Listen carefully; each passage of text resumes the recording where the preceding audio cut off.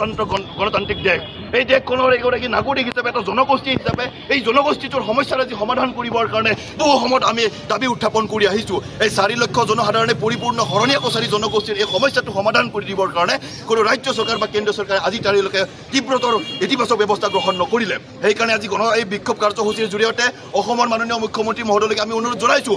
মাননীয় মুখ্যমন্ত্ৰী মহোদয়ৰ প্ৰতি আমাৰ আস্থা আৰু বিশ্বাস আছে।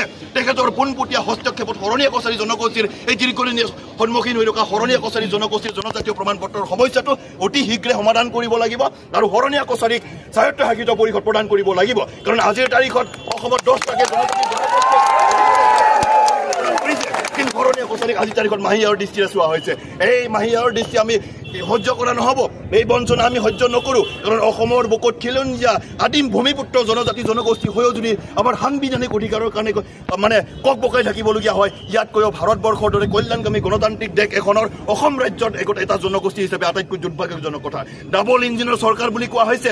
অসমত বিজেপি চৰকাৰ, কেন্দ্ৰত বিজেপি চৰকাৰ, কিন্তু এই ডাবল ইঞ্জিনৰ চৰকাৰখনে খিলঞ্জীয়া শৰণীয়া কছাৰী জনগোষ্ঠীৰ মানে প্ৰকৃত যিটো সত্য সেই সত্যটো উদঘাটন কৰি সমস্যাটো স্থায়ী সমাধান কৰিব পাৰি কোনো ধৰণৰ ব্যৱস্থা গ্ৰহণ কৰা আমি দেখিবলৈ পোৱা নাই। সেইকাৰণে মাননীয় মুখ্যমন্ত্ৰী মহোদয়ক আমি আহ্বান জনাইছোঁ যে শৰণীয়া কছাৰীসকলৰ বন্ধ হৈ থকা জনজাতি প্ৰমাণপত্ৰ অতি শীঘ্ৰে মুকলি কৰি দিয়ক আৰু স্থায়ী সমাধান কৰক।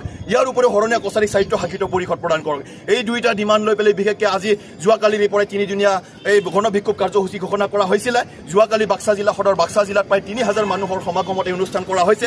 আজি তামোলপুৰ জিলাৰ সদৰ তামোলপুৰত কৰা হৈছে আৰু অহাকালি ওদালগুৰি জিলাৰ ভেৰগাঁৱত এই গণবিক্ষোভ কাৰ্যসূচী ৰূপায়ণ কৰা হ'ব।